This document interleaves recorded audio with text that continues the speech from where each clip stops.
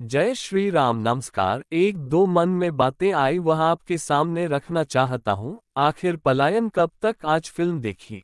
आज फिल्म देखकर मन में दो तीन सवाल खड़े हुए। वह इस प्रकार जिस जमीन पर हम आज़ादी से भी पहले 100-200 वर्षों से रह रहे हैं, 1947 से भी पहले, ये तो 1947 की बात करते हैं।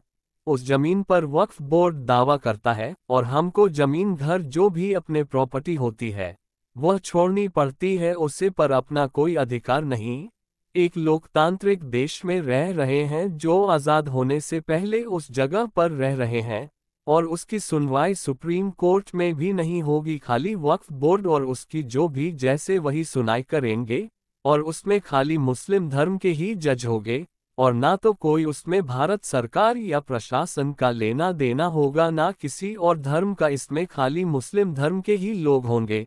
वर्तमान सरकार ने बदलाव करके ये कहा कि उसमें कलेक्टर जिला के होते हैं।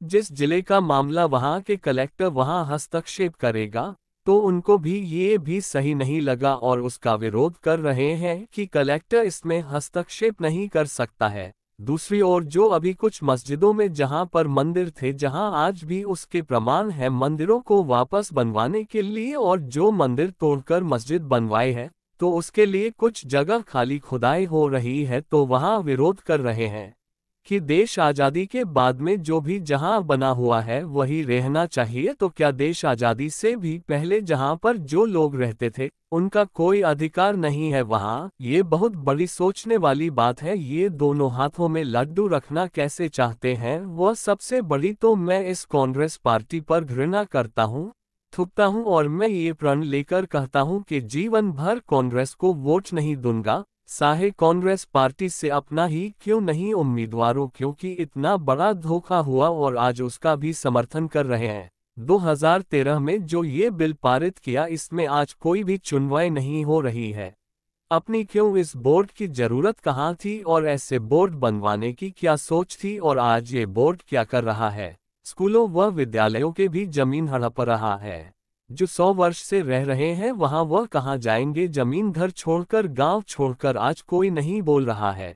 और जो संशोधन भी लाया तो उसमें सभी कांग्रेस और विपक्षी पार्टियों ने उस बिल के खिलाफ अपना पक्ष रखकर बिल वापस चला गया। क्या है ये हकीकत? कब जानेंगे हम हमारे साथ क्यों धोखा हो रहा है?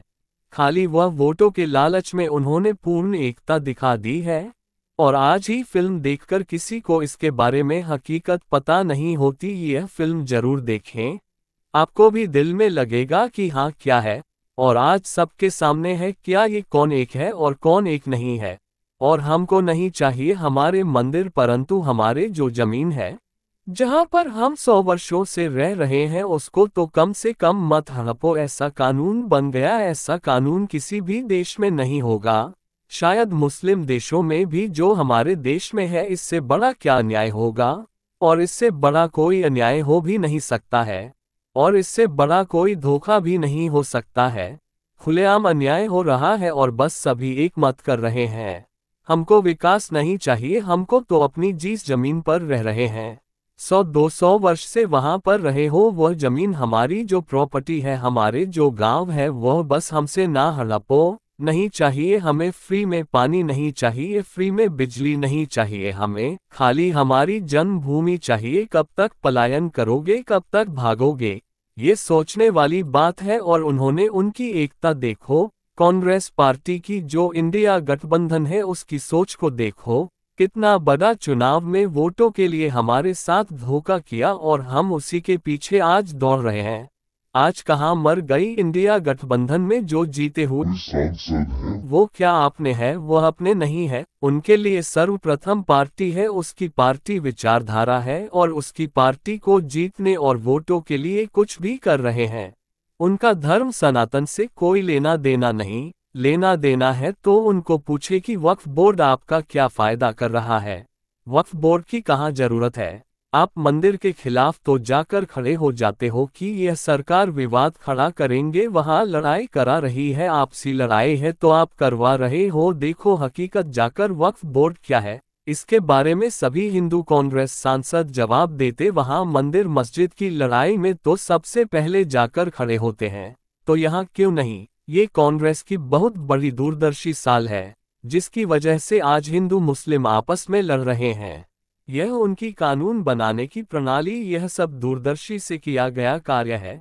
वह हिंदू मुस्लिम धर्म को लड़ना और एक धर्म को बढ़ावा देना, कानून अलग बनाना, लोकतांत्रिक देश में ऐसा करना, ये सब कांग्रेस की एक राजनीतिक है। वोट बैंकिंग ने राजनीति के और आपस में लड़ा रही है।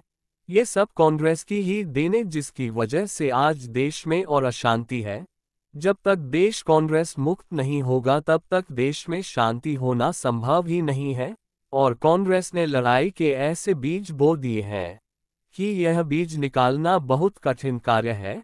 इसके लिए हम सभी को जागरूक और एकता करनी जरूरी है, और यह फ्री पैक सब छोड़ना जरूरी है। निजी स्वार्थ से ऊपर उठकर हमारे भविष्य के बारे में सोचना जरूरी है। और आज पड़ोसी देश भी भारत पर दबाव बना रहे हैं, क्योंकि उनको पता है कि भारत यदि इन सब के प्रति जागृति हो गई, आगे बढ़ गया, तो वह भी यही सोच चाहते हैं जो कांग्रेस सो रही है। आप मोदी जी घर घर आकर यह नहीं कह सकते हैं कि आप जातिवाद मिटाओ, घर घर या हर क्षेत्र में हर जाति को एक करने के लिए नहीं आ सकते हैं। किसी जाति का मुद्दा उठाने के लिए नहीं आ सकते हैं। ये कांग्रेस पार्टी की सोच से जातिवाद में बांटने का और निजी अपने जातियों के नेता है जो किसी पार्टी से विचारधारा से नहीं जुड़े हैं, वह जातियों में बांटने की कोशिश कर रहे हैं। हम किसी एक जाति विशेष की नहीं कह रहे, सभी जातियों में ऐसे लोग हैं जो अपने अपनी जातियों को अलग तरीके से बताना चाहते हैं। पर तो सभी जातियों को एक होकर अपने राष्ट्र निर्माण करना है, और जो राष्ट्र में बनी गलत कानून प्रणाली है उसको हटाना है। ये सोच ये कभी नहीं रखते हैं। उनको खाली वोट बैंकिंग से मतलब है। इस बार मोदी जी ने 400 पार का इशारा किया था, परंतु हम नहीं समझ पाए, और वह समझ गए कि हमारी जो दूरदर्शी रणनीति थी वह खत्म हो रही है। इसलिए उन्होंने एकता करके सब कुछ कर दिया, और हम उनकी कूटनीति में पड़ गए और हमारा मोदी जी के इशारे को नहीं समझ पाए। इसका फल आज भुगत रहे हैं। कहीं गांव के गांव खाली हो रहे हैं, तो कहीं महाविद्यालय खाली हो रहे हैं, कहीं स्कूल खाली हो रहे हैं, कहीं घरों को खाली कर रहे हैं कि यह तो वह वक्फ बोर्ड की जमीन है, और वहां मोदी जी भी अब कुछ नहीं कर सकते, क्योंकि आपने मोदी जी के इशारे के पीछे कार्य नहीं किया। गलती हम सबकी है। यदि इस बार मोदी जी ने को हमने 400 पार करके दे दिए होते तो हमारे सामने किसी की आंख उठाने की हिम्मत नहीं थी। वह पूरा देश आज रामराज्य और शांतिमय होता। आप सभी का बहुत बहुत धन्यवाद ये समय निकालने के लिए।